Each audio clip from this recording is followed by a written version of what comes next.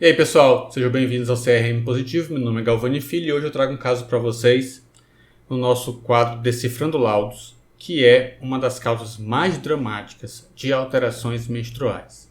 Cólica, sangramento exagerado, irregularidade menstrual e principalmente infertilidade.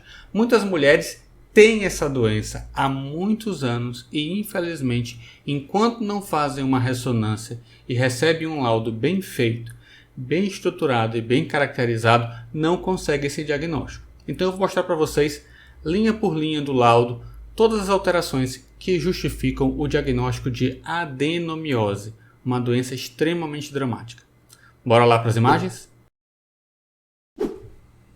Então pessoal, esse aqui é um caso ambulatorial que eu recebi para laudar e de uma paciente jovem que tem a queixa mais comum de todas nesse tipo de doença, que é cólicas menstruais exageradas, sangramento irregular e exagerado também e dificuldade para engravidar, certo?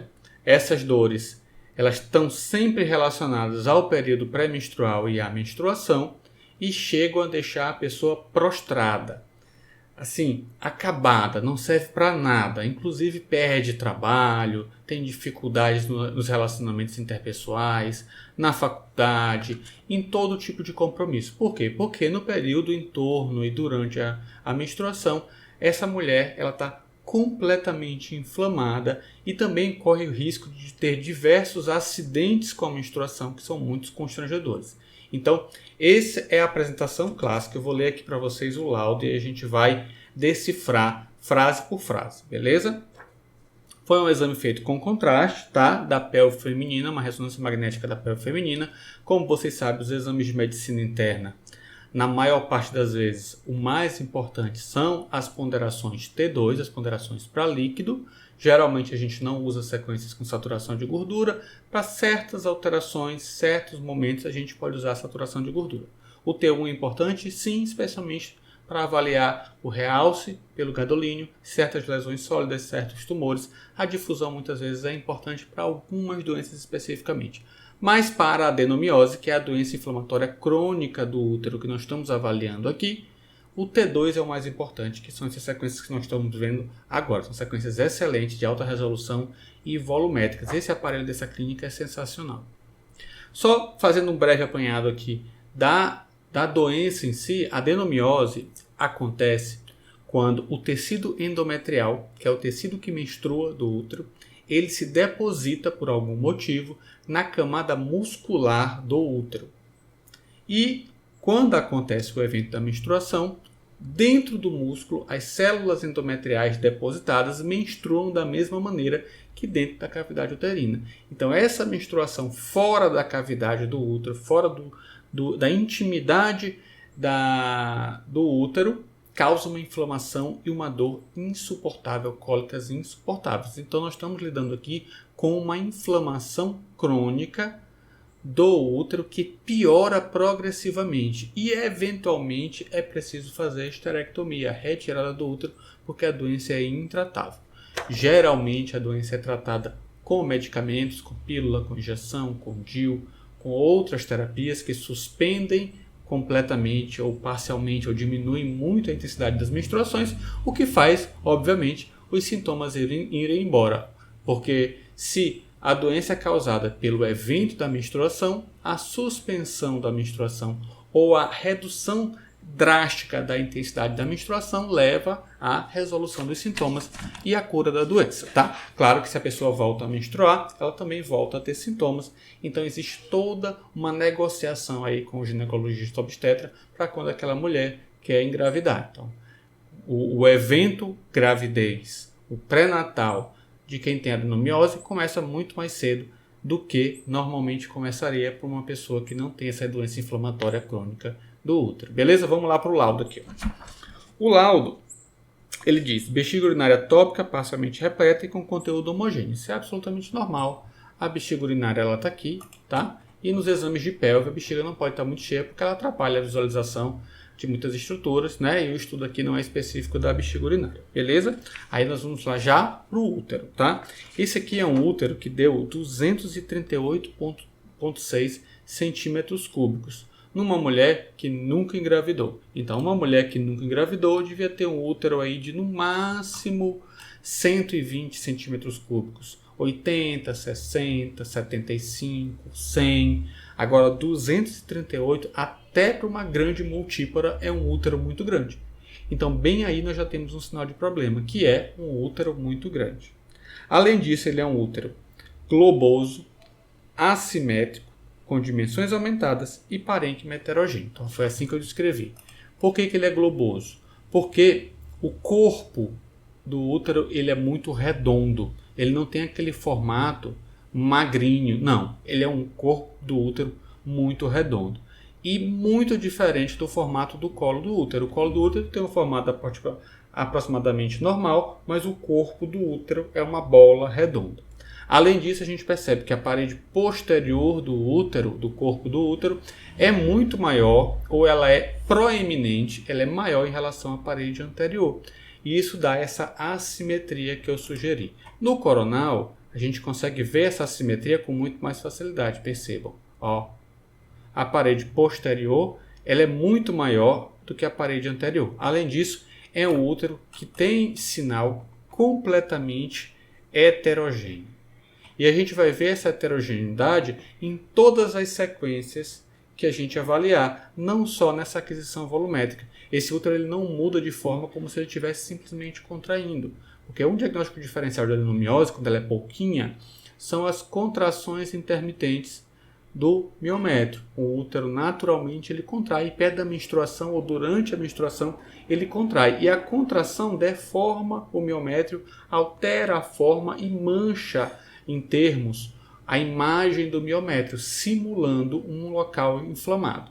Então a gente tem que avaliar isso, não é esse caso. Esse caso de fato é adenomiose.